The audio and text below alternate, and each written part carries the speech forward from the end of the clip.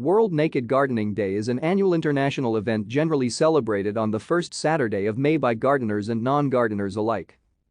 WNGD was founded and organized by Mark Story and permaculturalist Jacob Gabriel as a project of Body Freedom Collaborative. In its early days, Story had a vision of BFC engaging in guerrilla pranksterism such as hopping out of a van or showing up spontaneously in an urban environment and engaging in guerrilla gardening. In the New York Daily News, Story noted that WNGD is not owned by any one organization.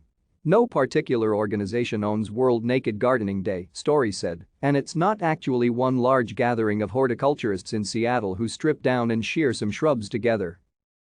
While the phenomenon quickly spread internationally, little investment has been made by its founders.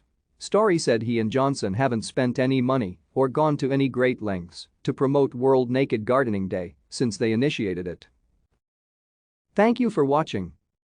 Like and subscribe if you would like to view more of our videos. Have a nice day.